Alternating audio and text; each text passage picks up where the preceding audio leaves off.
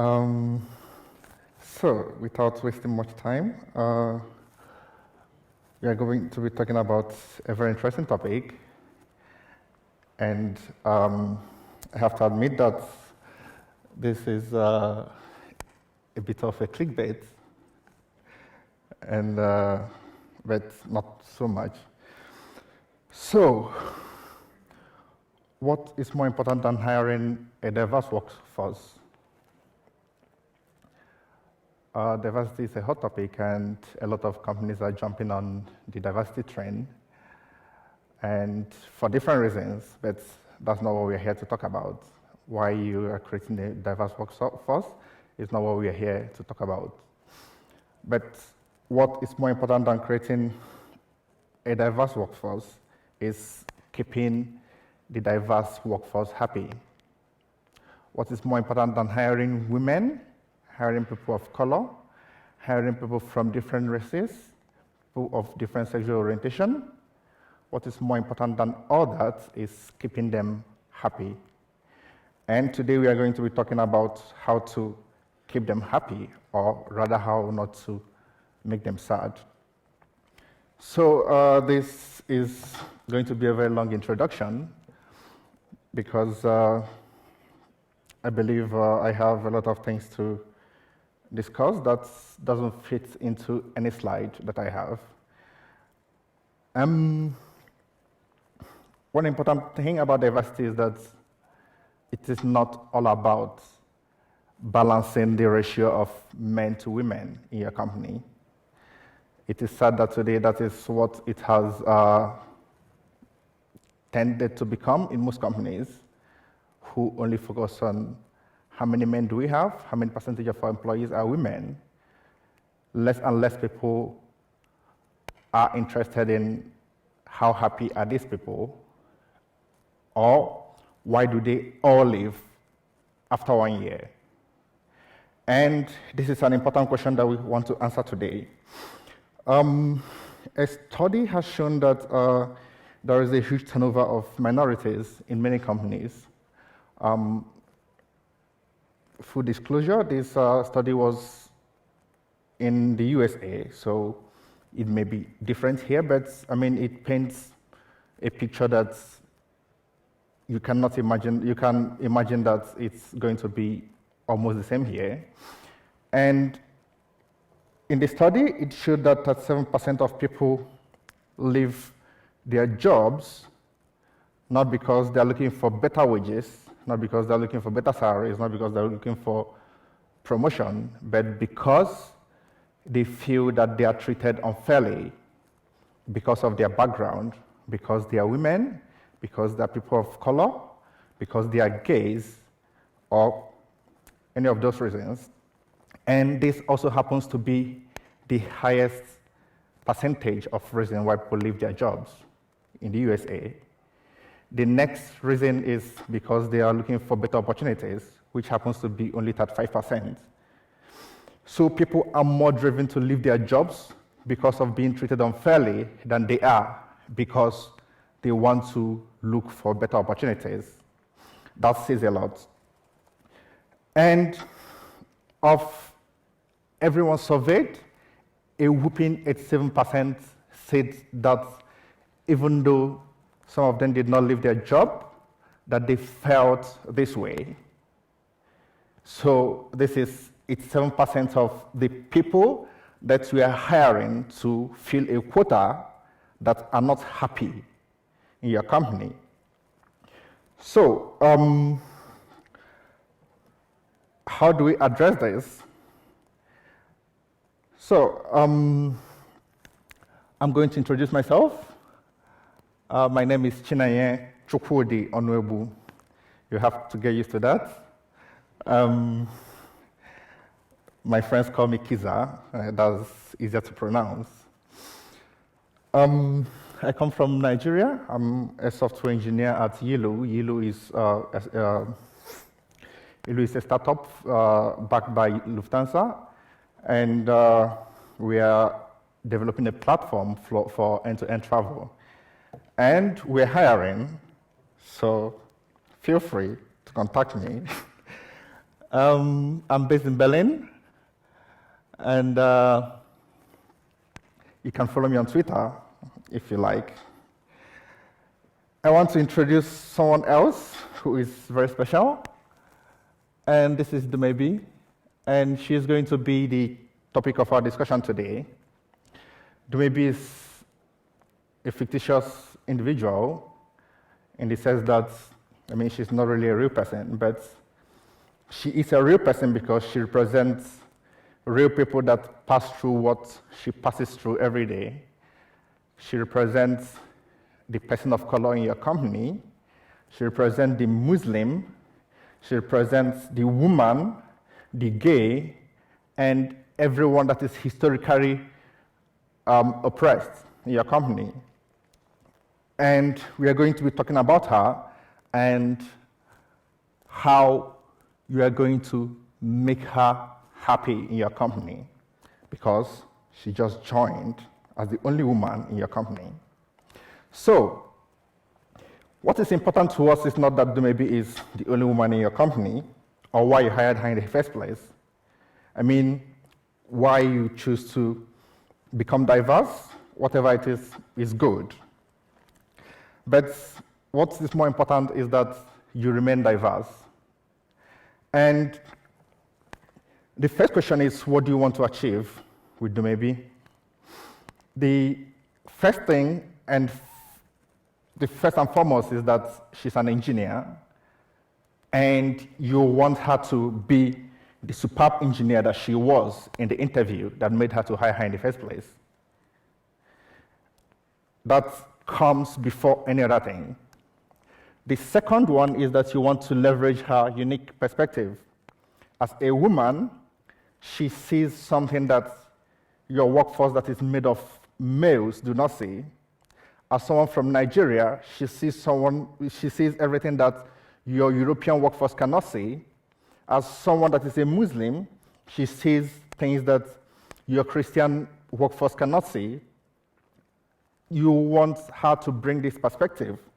Now, this is important because you do not want Dumebi to conform to what every other person in your company is like. If she conforms, you lose the advantage of having her in your team. If she conforms, you have just hired another straight white male. So, how do we get there? The first is we need to understand that she works in an industry that is very unwelcoming to her. You have to put that in perspective, and you need to understand that sometimes it feels like the industry is telling her, go away. And then you need to make her comfortable and make her to feel like she's part of this industry and that she's part of this company.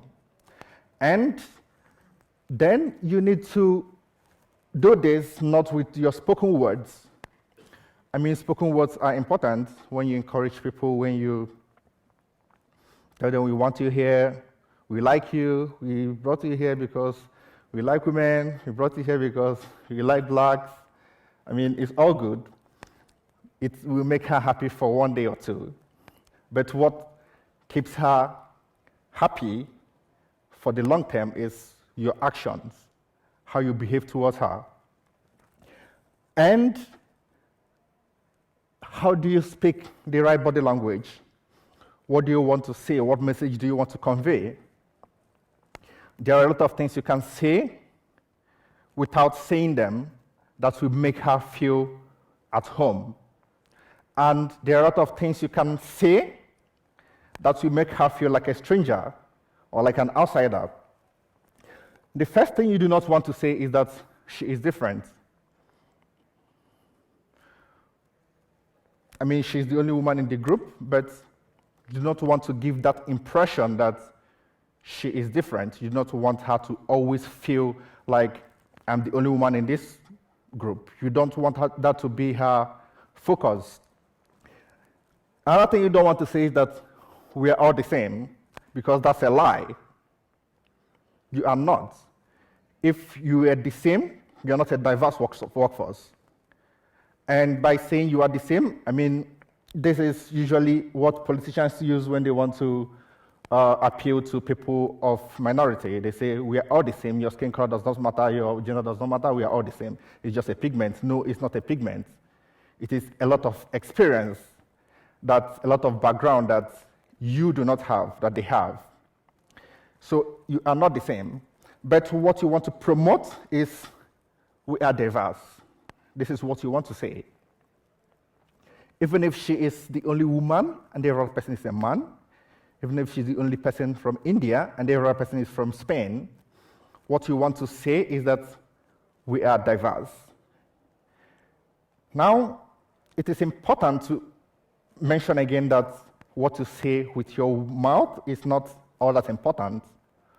What you say with your actions is what is important.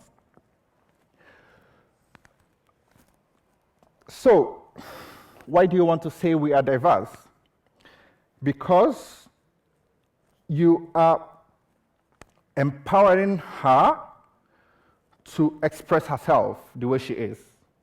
If she says that every other person is behaving the way they are, it's not because they are trying to oppress her, but because everyone is trying to express themselves.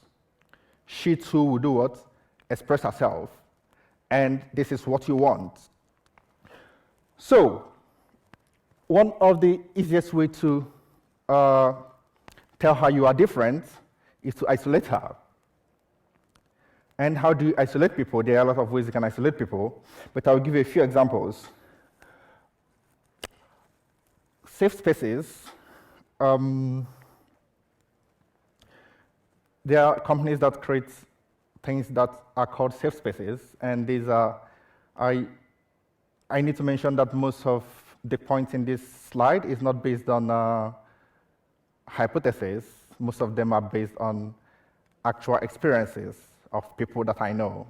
Trust me, I know a lot of marginalized people.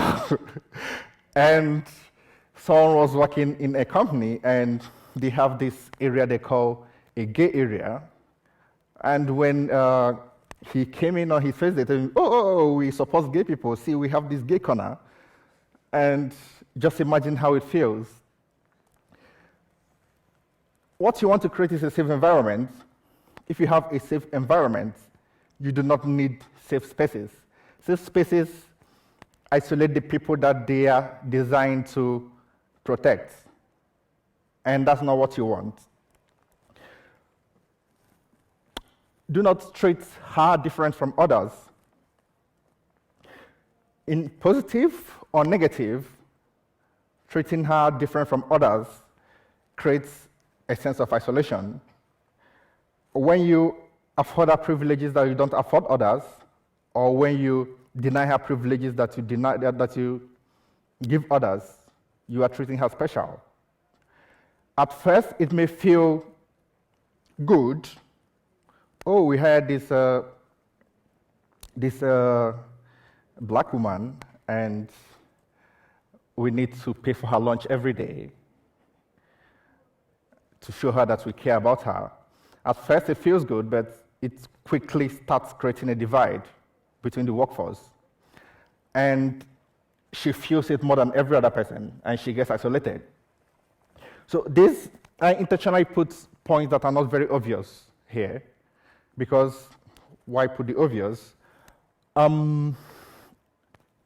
This is important, speaking language that everybody in the room understands.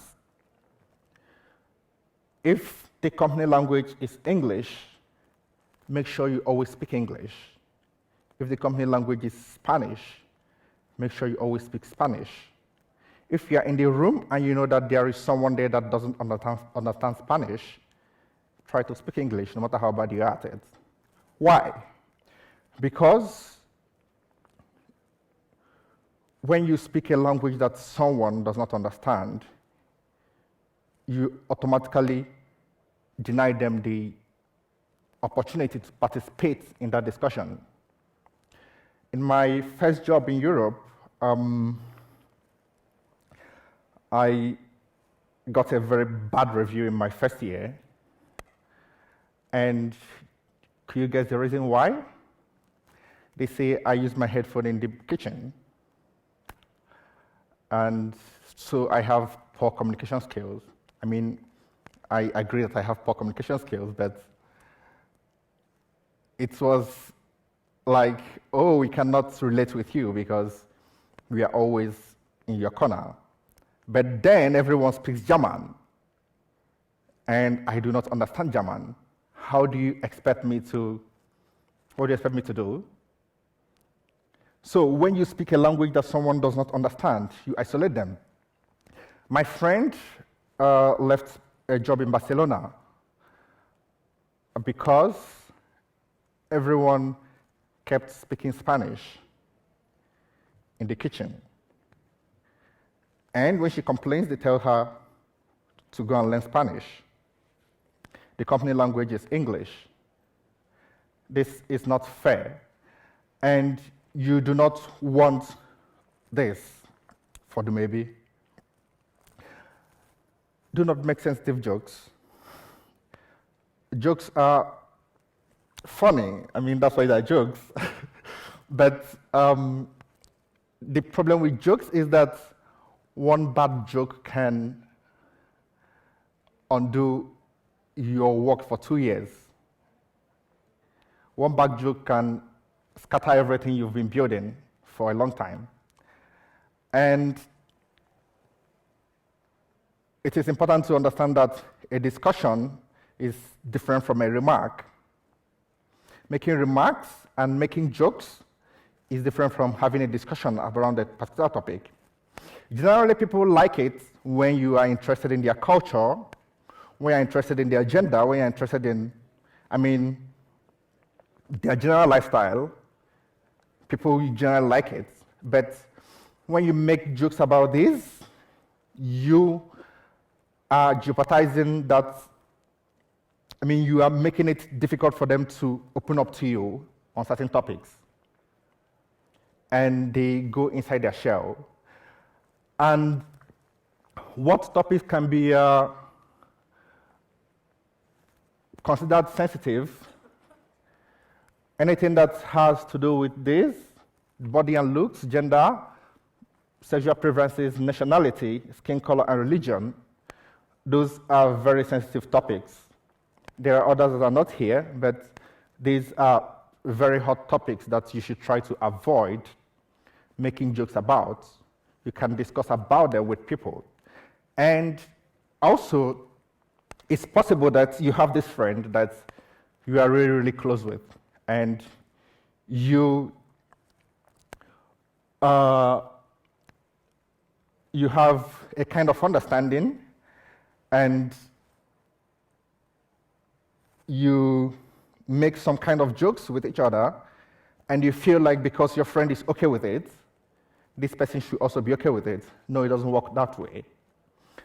You can see the graphic there in JavaScript. None is not equal to none. So even if she looks like Dumebi, acts like Dumebi, she is not Dumebi. And the joke may be okay with one person, but it may not be with another. I also need to point out that many people complain about things, but the things that they are complaining about is not really what's bothering them. When people sometimes complain about being treated unfairly in a company, it's not really that maybe they feel that they are being targeted. Maybe it's not really that they're being targeted per se. It's because of something else, usually. And sometimes they themselves do not know what is bothering them. They do not know what is the problem. So they just complain about anything. If you breathe too heavily, they say you are breathing too heavily, and they don't like you. If you sit somehow, they say you are sitting somehow, that they don't like you, and it creates a problem. But that is not what the problem is. The problem is the way they feel, and you do not want them to feel this way in the first place. So, I had to put this here because We get this a lot. So I will not go around making a joke about gun violence to someone from America, and neither will I be going around making terrorism jokes to someone from some countries, including Nigeria. But there is a popular Nigerian jokes, and people think it's okay to make it to Nigerians. It's not. I mean, scam is something that Nigeria is trying to fight to the nail, and when you make this joke to Nigerians, they feel really badly about it. I mean, they will not tell you, but these are people that are trying to make honest living, and making these jokes. Let me leave it there. So, another point is you do not want to associate Dumebi with the actions of other people. You would not know when you do this or when this happens, but it happens a lot. I'll give you a few examples. Again, real life scenarios.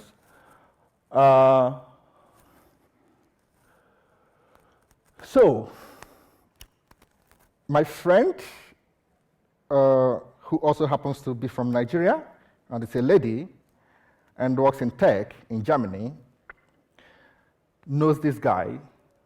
I mean, she doesn't really know him, but this guy also works in the same company, and he also happens to be from Nigeria. And he's the cleaner in the company. My friend is a software engineer. And one day, laptops got missing in the company. And they traced and traced and traced. And they came to work the other day and the next day, and my friend didn't hear anything about it anymore. And he was asking everyone what happened to the laptops. Have they found it? No one wanted to hear her anything. And she kept asking and asking until one person told her that it was the other guy that stole it. I mean, at first, you may not see what's happening here, but what's happening here is that they are trying to protect her from the crime of the janitor just because he's from Nigeria and she's from Nigeria. And it may look like they're protecting her, but they're actually unconsciously attributing this crime to his nationality instead of to his person. And they are extending this crime to my friend. So it may not look like it, but you will not know when it's happening. And another instance, if you went looking for a job and someone told you that, sorry, we will hire you, but you'll be working in sales, you will not be working in finance. Why? Because the last person we hired from the UK stole all our money. I mean, how will you feel about it? But this is something that actually happened. Someone I don't know personally, but I know someone that knows, got an internship in the UK, and they told her the last Nigerian that worked here stole our money, so you will not be working in finance. So this sounds ridiculous, but these are things that happen every day. And this is associating someone's crime with another person. Importantly, do not hire her if she's not qualified. Do not hire her just to fill some quota, just to raise your percentages. Why? Because she's going to fail at the job. Why not? She's not qualified. She's going to fail. And if she fails, what's going to happen? People are going to start talking, oh, I said that these women are not good at tech. And the next person that's going to hire a woman will be like the last woman we hired. I mean, it's a cycle. So, another thing is that you also be guilty of tokenism. Tokenism is when you hire people not because you really care about them or about the position, but because you just want to fill some kind of quota. And more importantly, and this is the last point here, is empathy. Empathy is defined as the ability to understand, I think I skipped this slide, ability to understand and share the feeling of another person. You need to try to understand and share the feeling of Dumebi in this case. And what does this mean? The first thing to understand is that you do not understand her. Saying, oh, I feel your pain. No, you do not feel her pain. You are not a woman. You do not know what it is like to have pain 4 days every month. You do not know. And you also do not know what it means to grow up in an environment where there is no internet. You do not know. So you cannot say, I feel you, I know what you feel like. You do not know, and you have to admit that. You also have to understand that it may take her much longer to become her best self in the company. Why? Because, I mean, it will take a while for her to start feeling like we are a diverse workforce. By default, she feels I am different, and it will take her a while to feel like, oh, we're all diverse. And this is important because sometimes when people join companies, people will say, but this person just joined 1 month ago, and he's already closing 5 tickets every month or every sprint, and you joined and you're still, I mean, it doesn't work like that. You will not understand what it feels like to come into a place where you feel like you are the only person that is odd in the place. So you also need to understand that she will be under pressure to prove herself. She would have heard a lot of stories that women do not perform well in engineering, and that people of certain backgrounds, of her background, do not do well in engineering, and she will be under intense pressure to prove herself to everyone. It is your duty as a manager, as her teammate, to make sure she's not trying to do this. How you are going to do it, I don't know, but you need to understand that she'll be trying to prove herself. Give her words of encouragement, celebrate her small wins. This will encourage her and tell her that the small things she's doing is appreciated, so she doesn't try to go overboard trying to prove herself. And understand that she may not speak up when things go wrong. This is extremely important. I will suggest that you read, you Google diversity and authenticity. It is an article.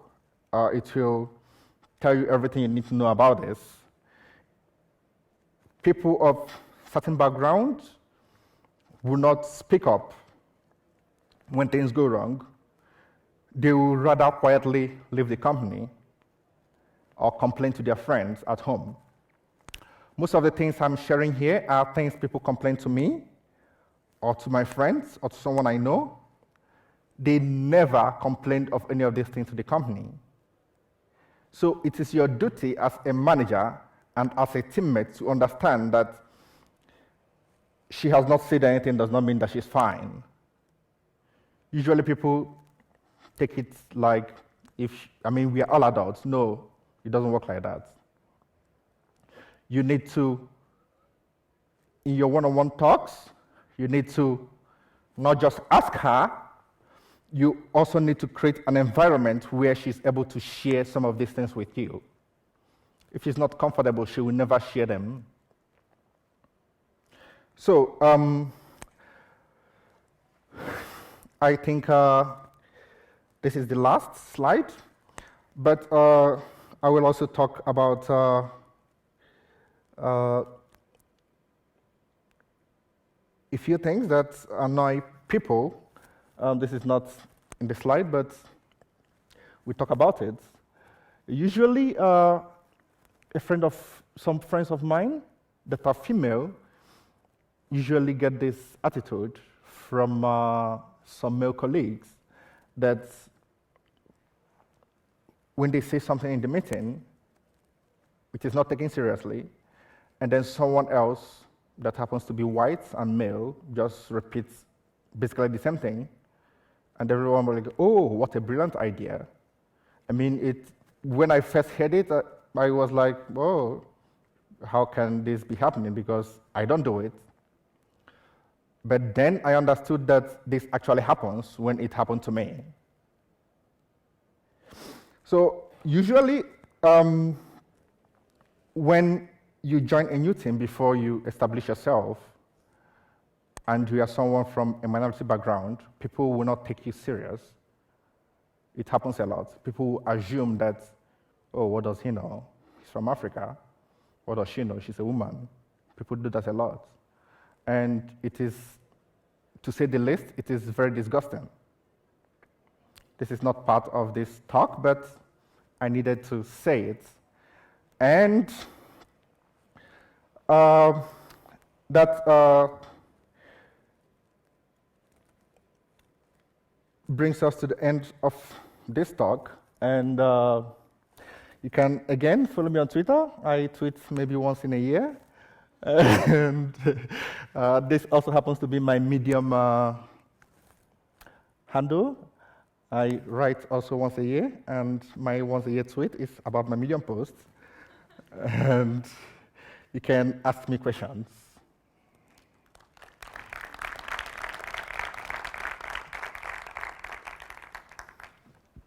Any question?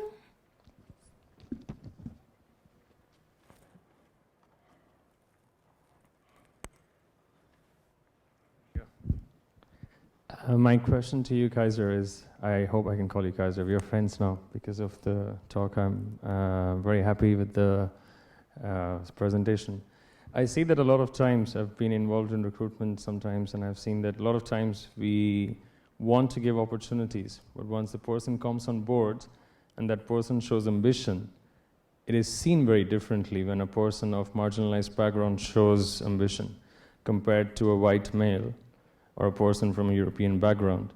So why or how would you recommend a company that is trying to create an inclusive culture to also evaluate or encourage people to go about their career progression, no matter what background they come from? Because I think comparatively it's still easier to get a job for a person from our backgrounds, but to progress in their career, it's like, forget about it. What do you know, like you said. So how have you seen in the past a person of color or a person from LGBTQ backgrounds or a woman or anyone, I can't even list all the marginalized sections. What are your thoughts on that? In tech industry, the fastest way to advance your career is sadly to leave your job. And it is very sad. My advice to the person of color, the woman, is to grow herself, but this is very different from the advice I would give to the manager. Supporting someone in their growth and supporting someone in their development is very different from treating them special. If you have a workforce and you know that there are people that are from some certain backgrounds and that they are disadvantaged, not because they are not hardworking, but because, let's say, they come from a background where MongoDB is not very popular. They use SQL, and your company uses MongoDB. They are automatically disadvantaged. It is not special treatment to send them to MongoDB trainings.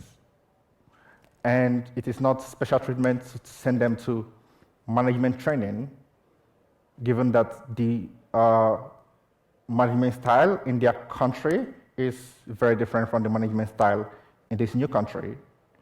So that's where you are bringing them up to speed to where opportunity has been denied to them.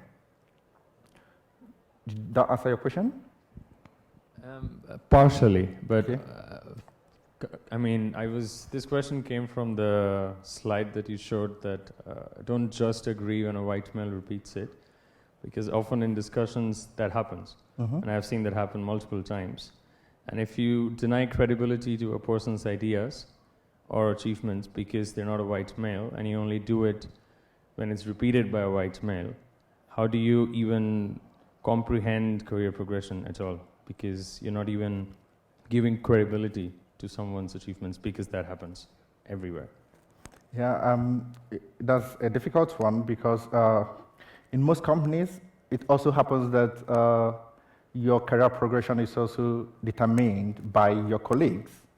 And these are the same colleagues who do not believe you until someone that is white repeats it.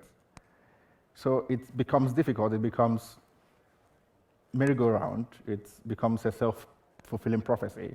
So I personally do not know exactly how to deal with this, but I'm hoping that some of you will go out from here and at least try, especially those of you in management position, try to correct this to the best of your knowledge, and you will keep preaching this until it vanishes. Thank you. Yeah. Any other question? That's great.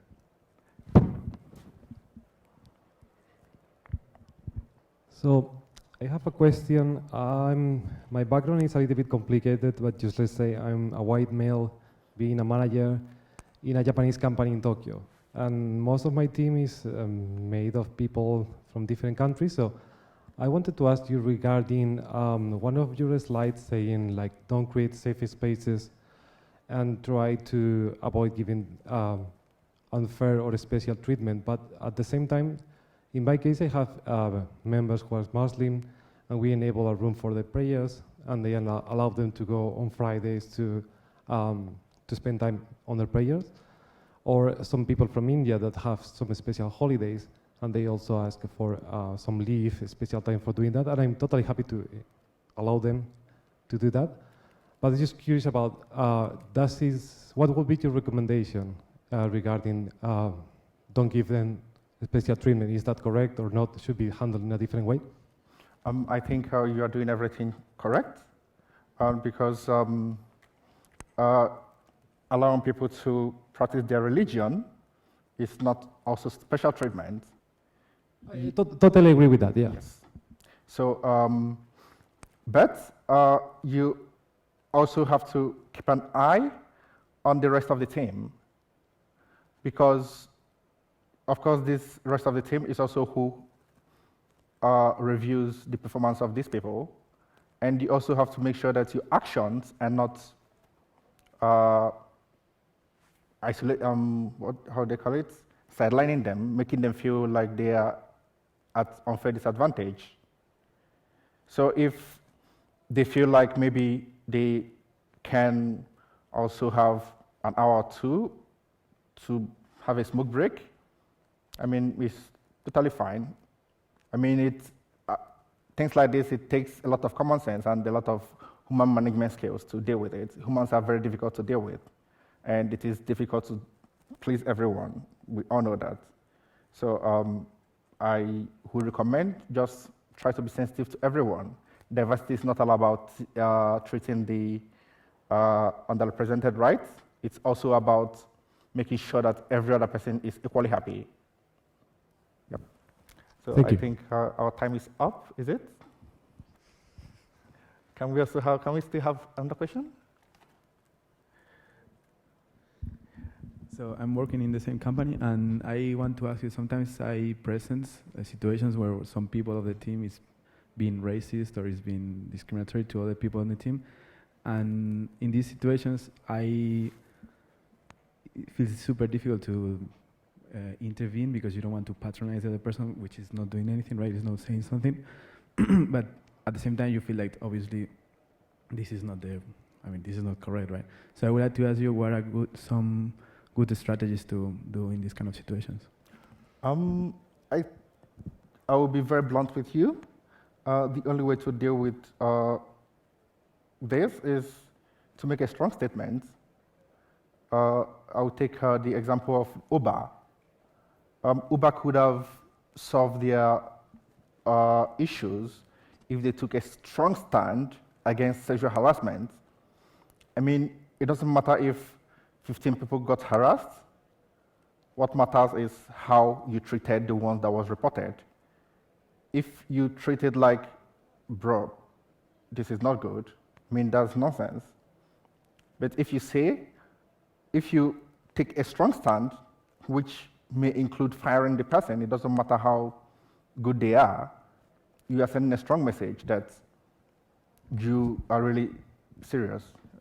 I agree with you, and this is, I think, the way to go if you are a company, right? Or you are maybe the team lead. But as a member, which I don't have any authority to talk with my coworker and tell. I mean, I can tell him, dude, this is wrong, right? But so my point is, if you are in the team, if you say this, you are going to create a conflict, and maybe for the other person, that's my impression, right?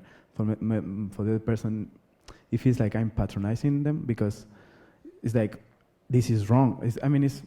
Of course, you can say that privately later. I don't know. I just was wondering if you have some general strategies. Of course, making a statement as a company is the way to go, but I'm talking about more as an individual. That is just part of a team. Yeah, I understand you.